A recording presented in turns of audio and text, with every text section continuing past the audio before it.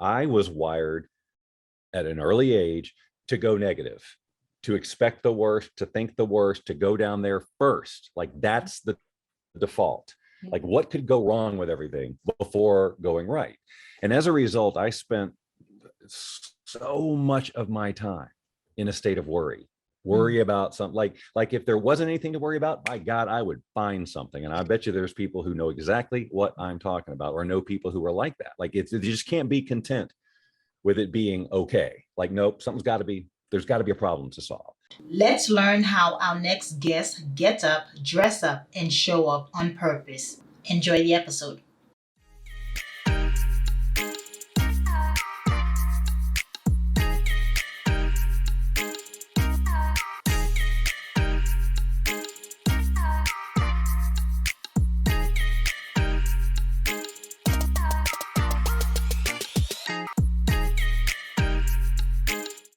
Hello, morning enthusiasts. Welcome to the Best Morning Routine Ever podcast. I am your host, Lunid Lewis, and today it's an honor, it's a privilege to introduce a very special man to the show, Bob Doyle. He is actually best known for his featured in the film and the book, The Secret. You guys have heard of The Secret and seen it. You can manifest anything you want. And he was in the book and in the movie, but he now focuses his coaching and training on neuroplasticity and the ability to rewire your brain. It is right up the alley with habit rewiring. So it's literally, how do you become the person who creates the results that you want? Because you have to become that individual. And so now, with no further ado, Bob, welcome to the show. Thanks. I love being here. This is a great topic. I'm excited to have you on board, and I'm looking forward to learning from you about the neuroplasticity, the brain in general, and how we can hack it and how it works. But before we dive into that, tell us about your journey so far. Well, so as you said, I'm best known for my work with the film and book, The Secret, which basically means I've been teaching law of attraction principles for 20 years. So life by design and all those things you said, manifesting what you want. Mm-hmm. But after 20 years of doing this, and especially after The Secret came out, because what happened then was everybody got into the law of attraction business. So people who just sort of were excited by the film were putting out courses on it. And and they were oversimplifying everything, and it kind of created this sort of magical, like this is magic somehow, and like all I got to do is do everything right, and magic will occur. Yeah. And that I've spent the last however many, whatever, 12 something years untangling that, and I got into this conversation because of my practical approach to the law of attraction, using as much science as was available, and no asking people to take blind leaps of faith. However, because the law of attraction is still sort of this invisible thing, and it's got a lot of woo-woo association, what I found was that I was spending so much time trying to get people to get the law of attraction and answering ridiculous questions like, can I grow 2 more inches? And, like seriously, nothing at all to do with manifesting a life you love, just really testing it. Like, well, what about this? What about this? And that just became exhausting, and it wasn't helping anybody, So I just sort of had this, several things led up to this, but I came to the realization that really transformation happens for anybody if and only if the brain actually changes, like the actual wiring, the neuroplasticity, the neural pathways change so that a person can make different meaning out of a situation and thus make different choices, get different results. So just exactly like you said, the job here is not to try to shoot law of attraction rays at the universe, but to work on this. Mm-hmm. Who is this person that is going to attract the future that we want?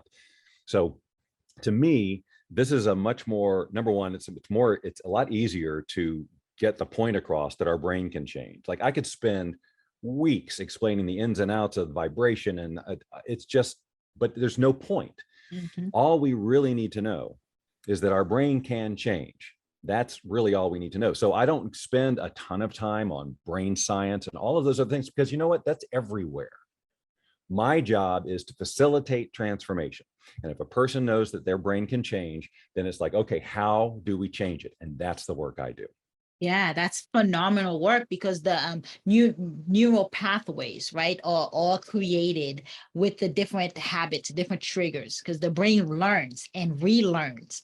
And because its job is to automate your processes so it's easier for you to solve better problems. It's easier for you to solve your problems. So I love that this is the focus on how to rewire the brain, because I have a program called Habits Rewired, because I cannot help you change your habits if your brain is not reprogrammed to actually execute on them.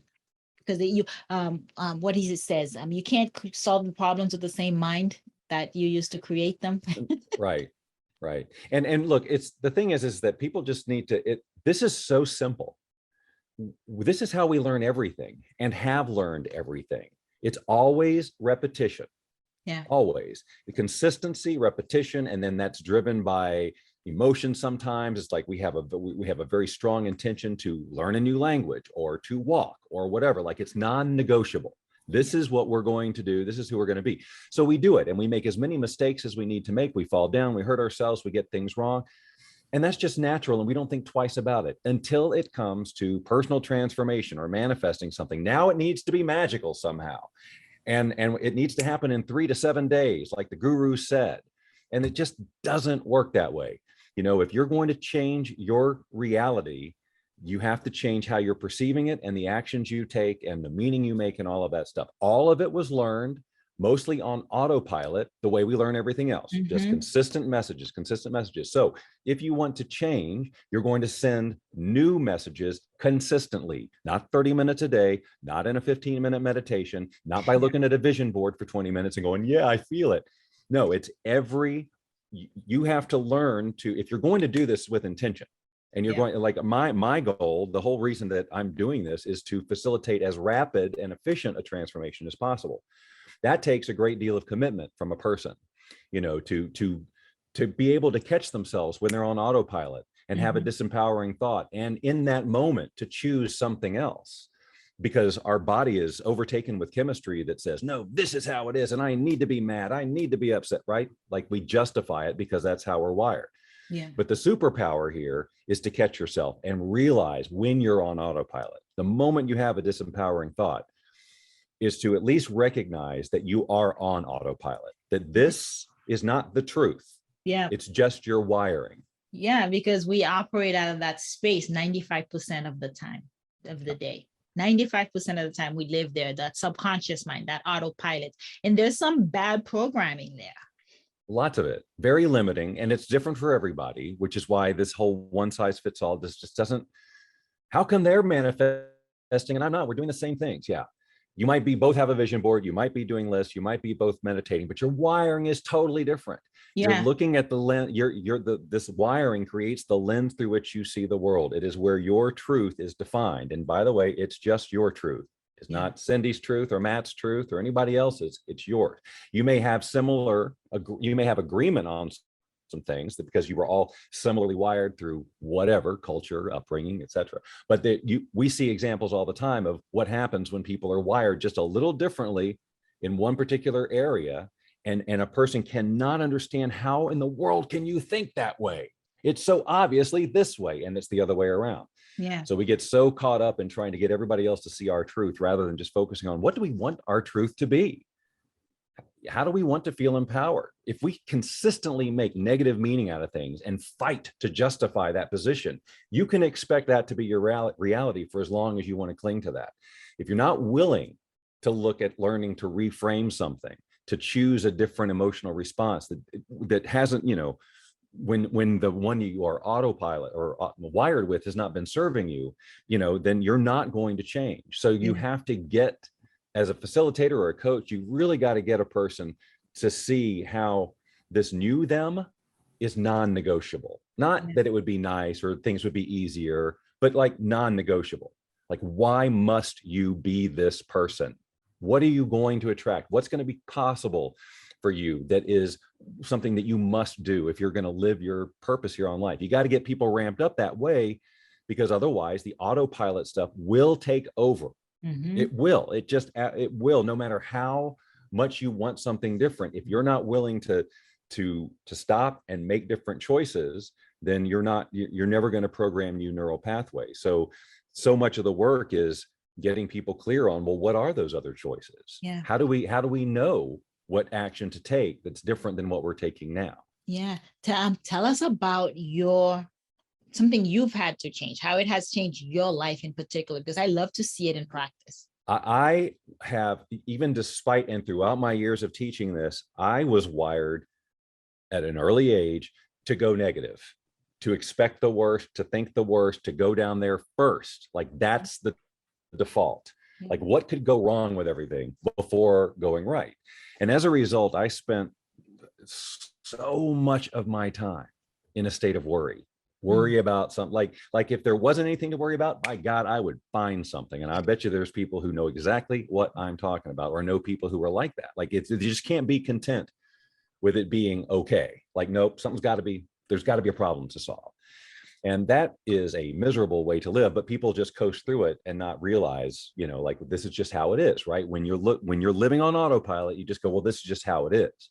But it can be different. And so when I had my own sort of realization that I do not have the luxury of dwelling on negative thinking, no matter how true it seems. And when I realized that the reason it seems true is because of my current wiring and because of the meaning I'm making.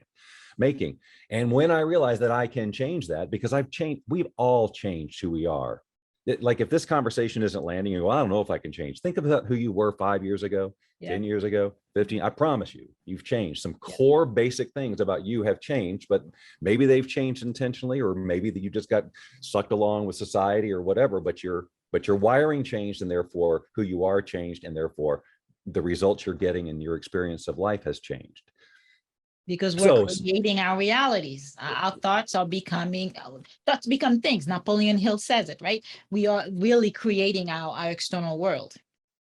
yes, but, well, I shouldn't say but, and in the law of attraction conversation, people get stuck on that going, okay, well, I'm creating this energetic, I'm moving part, and all of that is true to an extent, but people just get all messed up with that. The reason that you're creating your reality is because you're creating yourself. You're creating how you're being in the world. The moment that you do something different out there in the world, say something different than anybody else expects, something that is more congruent with who you want to be than who you've been, the world has no choice but to respond differently, because you're giving them different things to respond to. Right. And in that transition from who you are now to who you're going to be, things can get uncomfortable, and that's where people freak out. But growth and change is always uncomfortable. When you learn to walk, you fell down. When you learned a new language, you got things wrong. Everything, it's all discomfort with the growing.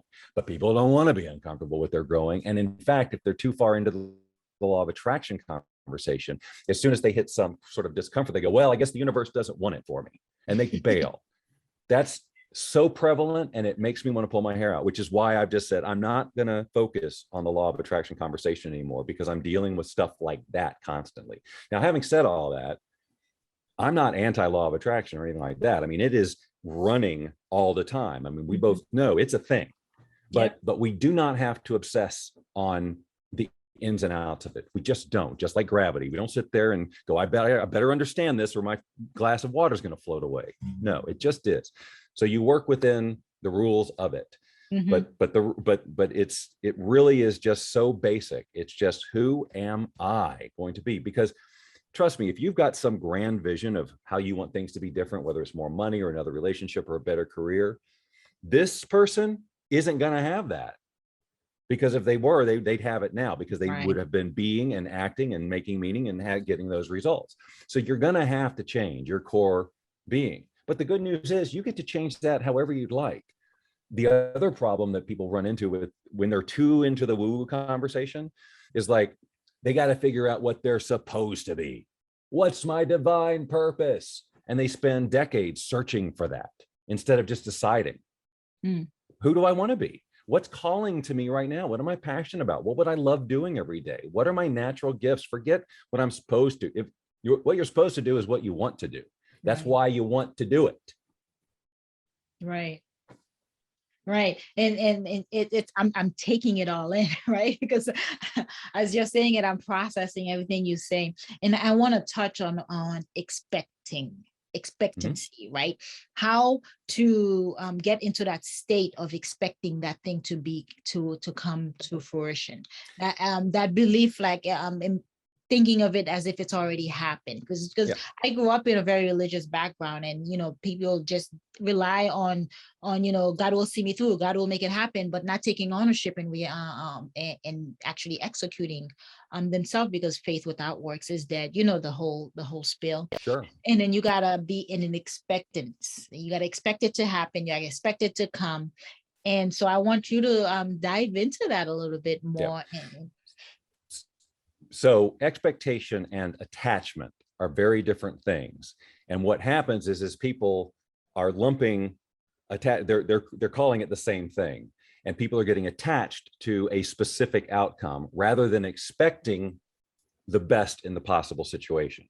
So we can't we when we have a desire and we have like a vision of what we want to happen and what we want into our lives, the reason we want that is because we expect that it's going to give us a feeling, right? We're going to feel this way, we're going to feel happy, we're going to feel abundant, we're going to feel something if this happens. And so our brain, with all the information and knowledge we know, and we construct a vision because we feel like that vision, if that was to happen, I'm going to feel this way. But the key, the goal, what you really want is to feel that way. And it shouldn't matter what it looks like. So when we expect to feel, to get the feeling, to get the experience of life we want, that's great, because then it can show up however, and we can use that vision to move us through into action. And then, but if we attach and say it must be that person, it must look like this, well, that may or may not actually be what's ultimately going to bring you that feeling. How many times has a person said, oh, they're the perfect person, if I could just be with them my life, and then they get in there and they go, oh, this person isn't as perfect as I thought, right? But if they attach, it's got to be that person, then you get with that person, you realize, oh, there's a whole other side to this person that I did not know, that they weren't showing, right? But because you attach, you miss all these other opportunities. So the expectation that the universe is working for you is the grand expectation to have, that this is all for me. But when you start attaching to details, we get into trouble because we put blinders on to what the universe might be bringing you to actually, that this is what you need to really do to get to where you want to go. But that initial vision drives you into action. So you start taking action.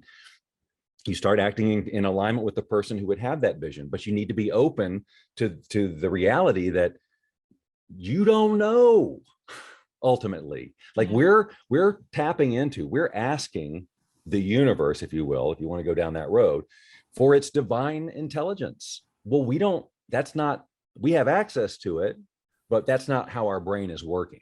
So we can only do the best we can when we're creating our goals and our visions, to say this is what's going to make us this way. So the expectation that the universe is working for us, that we will have that feeling, but we don't have attachment to how it must occur. Because the attachment pinched the flow. It does. But again, it's that whole, and again, when you're in that, if you're in the law of attraction conversation, you're talking about vibration. When you're in attachment mode, you're really present with the fact that you don't have it. Yeah. And that's that vibe is going to translate into action you take, words you say, all of it. And that is going to affect what happens out in the real world. Yeah, let's talk about words. Let's unpack that, right? The power of words and affirmation, and how when we focus on the lack, it does kind of direct the tone that we use, the type of words that we use. And that actually just deters, it just kind of moves us away from the objective, the goal. That's right. And so, see, that's a practical thing. Now, you can woo that conversation, go, well, I'm having these negative thoughts, or I'm an attachment, and so therefore I'm putting out all this resistant energy and pushing away that's fine. And there's truth to that for sure, but we don't need to go there. It's very just logical to know that if you're in this lack mentality, or you're suspicious or you're cautious, you're not going to take the bold action that the person who has this stuff would take. You really need to get clear on the gap between who you're being now and who you need to be to have this scenario that you're creating in your mind, because this person won't logically fit into that. if you're really honest with yourself. A Mm. version of it, but there's clearly some things, there's some aspects of you that are not being expressed in the physical so that the universe can respond, the people can respond, opportunities can show themselves. How do we become? Well, we need to first decide who that is, or at least have some idea. And like I said, the first thing I do is I have people assess, what is it they want? And then what are the traits of that future person, what that they have that you're not probably expressing. Maybe it's integrity, like doing the things they say they're going to do, or taking better care of themselves, or not going negative every time they run into a situation. It's like they just need to assess what are the behavioral differences, right, between who I'm being now and who I really need to be to have this life. And then you just have to start getting it out of your head and into your body.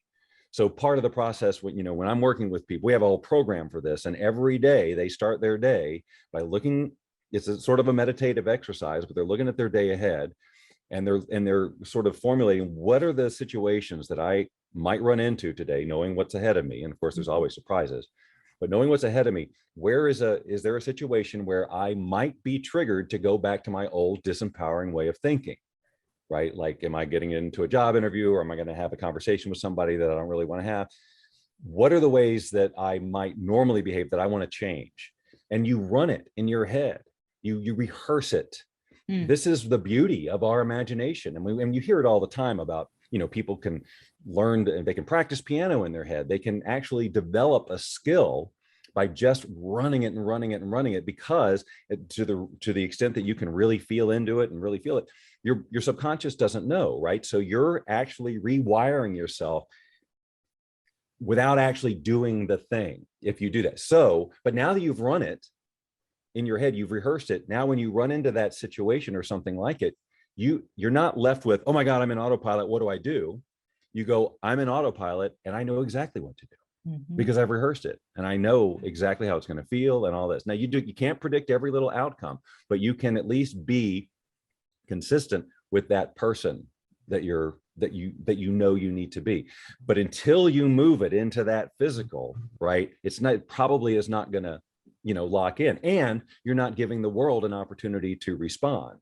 Yeah. So it's just that whole rehearsal. And at the end of the day, what they do is they review their day that they just had and look at situations where maybe they didn't do such a great job at making a different choice and running it again. How would I have done it? How would this ideal version of me have done it? And how does that feel? Like, really get into that feeling so that your body becomes invested in wiring it that way, because it feels so good. Yeah. We see it a lot with athletes.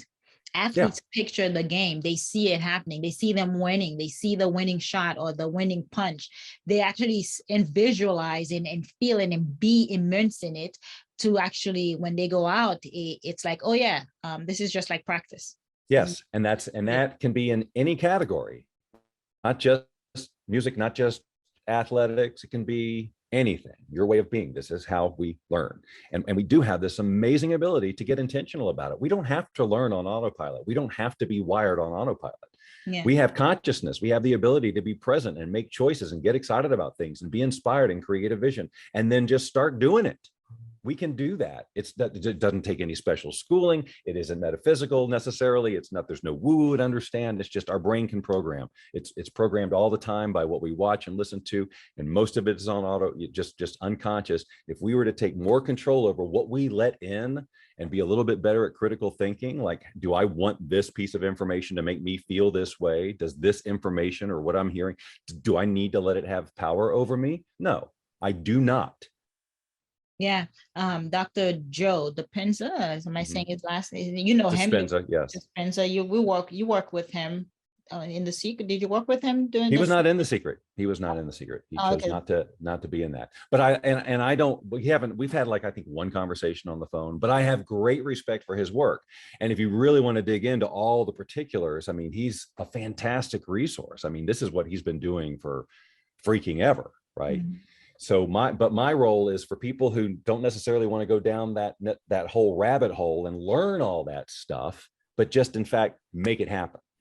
Like, Yeah. so what I provide is an environment where people come in, and from day one, they are doing what's necessary to change the wiring in their brain, and they have the support and all the things. So 20 years, I've seen what is necessary for successful transformation.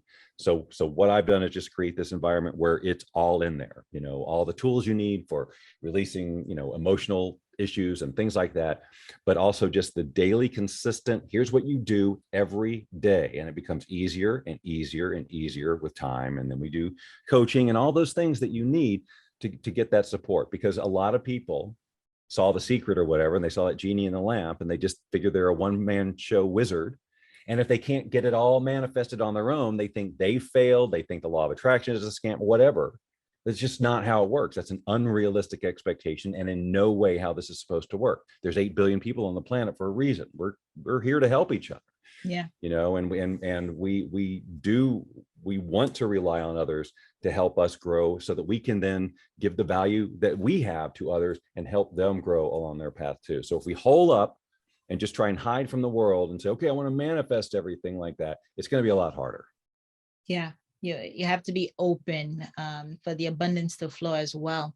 And I love the piece you said, being consistent and doing it over and over again. It's not just 10 minutes here, 5 minutes there. You gotta reprogram and reframe the person that you are. And I know one way to do it is with a morning routine, with the success principles, with putting habits in place. So let's jump right into yours. How do you get up, dress up, and show up?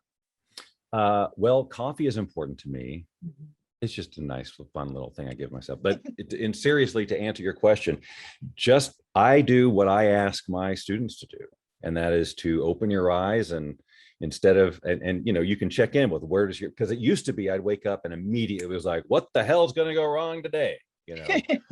Right. But now it's like, what am I going to create today? What is ahead of me, and all of that. I'm also a huge fan of breath work, because it cleans out the brain, and it helps you to get into that deep meditative state, and just all of those things. Like, I could just go on and on about the breath. So breath is a daily habit for sure, and getting into a particular state with my breath, and it's incorporated into our program and everything, because I feel like it is super, super important. It's a superpower that we all have, that 95% of people do not understand what they've got at their disposal just by learning how to breathe in certain ways. Oh, yeah. So yeah, so that's an important part of just basic, self-care, and taking care of just taking care of your brain and your body and the whole thing. But I wake up early. I'm in the 4 to 5 a.m. range, and so I never feel super rushed when I wake up, which is good. Like, I feel like I've got a jump start on everybody else. Yep. Right, when I get up at that. So I can sort of, like, in a relaxed way, I can enjoy my coffee. I do voiceover work too, so I'll look at what's there for me to do, and just sort of assess, look at my calendar, and just say, okay, this is my day, so that I'm just mentally prepared for it. And if I look at my day ahead and go, oh, well, this could be a tricky situation, this is an opportunity for me to go, who do I want to be in this? Who do I want to be in this? If this goes south, what am I prepared to do? So really, my basic early morning routine is just to prepare myself mentally and physically for the day ahead, so that I'm clear on who I'm going to be in these situations. It eliminates a lot of the stress and worry and just questions a lot of people carry around. I think scheduling is a big help for me, like just knowing because I do, if you're a person who does a bunch of things or is trying to manage a bunch of things, it's so easy to get into overwhelm. So if at the beginning of your day, you see that you have allotted time for all of those things, it's not just scattered when I get to it, but from 4 to 5, I'm going to think about this, or I'm going to work on this. And if I do that, then I'm going to feel good about it. Yeah. Right. So if you start your day with a list of items that if you get these done, you're going to feel great, then just do those things, and everything else is a bonus. Yeah. Time block. Eat your frog in the morning, right? Eat your biggest frog first. Yeah, I wish I could say I always do that, but I don't. But makes you human, just like me. Yeah, that's right. No, there's plenty of areas I procrastinate, so I'll eat that frog later. But yeah, ideally you want to just get it out of there. But sometimes I'm better than other times. Yeah, no, absolutely. And it sounds like you're starting your morning routine the night before too, because you're planning ahead. You're looking at what you have coming up so that you're better prepared. I love that you said this is coming up, this situation is coming up, who do I need to be Yeah. Who do I to better need to address be? that? Who do I need to become? And for you, you've been doing the work for years, and it's in that moment, it's that decision, right? That allows you to get in a frame of mind to show up. That's the show up piece of it. You Yeah. So we just have to remember that we're autopilot showing up without effort. Like how we're showing up now, good or bad, if we're not doing this work intentionally, it's effortless. You just show up and you have your reaction. No big deal. What we want is for the empowered way to become autopilot and effortless. And that will happen when you wire yourself in that way. So I never thought I'd be free from that automatic going to worry and what's the I thought that's just in there, but it's not there anymore. Like it's like the level of freedom is huge. Like the weight of not having to go negative first Yeah. is huge. And I never thought I'd be free from that. But How long did it take? that's a great question, because it just sort of eased up. It was like I just realized one day, wow, I got this email that would normally trigger me like for days. And I may have a response, but it's like, okay, I can breathe. That's a great technique, just to kind of change the physiology. But really it's just a realization of, okay, this is just an autopilot. This is a wired response that I'm having. It's been proven for years that it does me no good. It doesn't help me in any way. It ruins my day. So I know that just letting this go, for example, or not giving this any more thought is an answer. It just depends. But I'd say between 6 months and a year, like it's not, instant. And that's the thing that people need to realize. You took your whole life wiring yourself this way on autopilot. Those wires are in there and they're gonna fight for survival. Yep. So you got to be ready for that, and just know that, yeah, sometimes it's going to feel challenging or difficult or maybe even impossible, but it's not. You just got to know that you feel like it's impossible because you're wired to think that it's impossible. But really, you can look out in the world and see that people are accomplishing amazing things and proving your truths about what's possible to be false. You know what I mean? It's like people with a lot less potential than you, a lot less resources than you, can do amazing things. If they can, you can. It's just the only difference is wiring and the action they're taking as a result of that wiring. Phenomenal. That is well put. The power of reprogramming the mind or the subconscious mind to actually get the freedom that you express, and that it doesn't happen overnight because it took you 30 plus years to build it. Because a lot of times that programming starts at an early age, from infancy. Absolutely. The minute you pop out, you're getting input. And you have no ability to evaluate or assess it. You're just saying yes to everything. And the challenge and the stress and the worry comes in when you start to become a critical thinker and go, well, does this work for me? Does this make sense? Or if you don't realize you could actually change it, you go, wow, this is just how life is. Yeah. But it's not. It's just how you've been taught, and so it's the lens you're looking through. But the freedom is that you can change that lens. But there's going to be, you're going to get new feedback when you try to change that.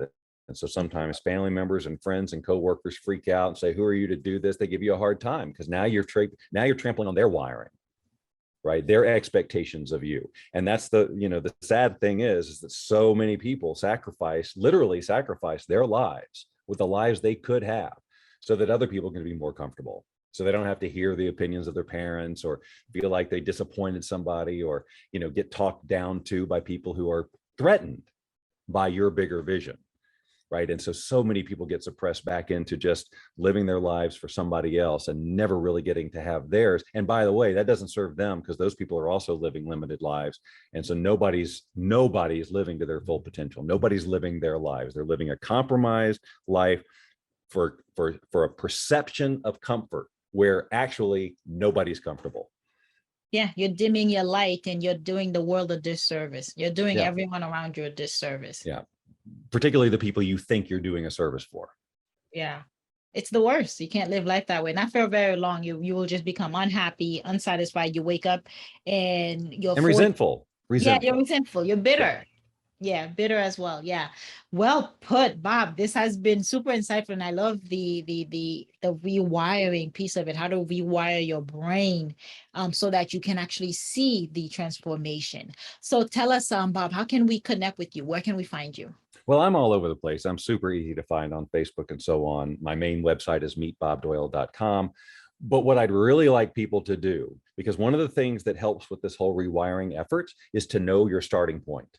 Like to recognize how you already process a transformation endeavor. And 20 years of doing this, I saw that people fell into sort of these 4 different types. So I created this quiz. It's real super simple and I made it up. But the point is it helps a person identify some of their behavioral traits that probably stop them when they take on personal transformation. And the value of knowing that is because now you can recognize it. Oh, I'm doing that thing. I'm doing that thing that's part of my personality type, which gives you that power to make a different choice. So this quiz is available at tptquiz.com.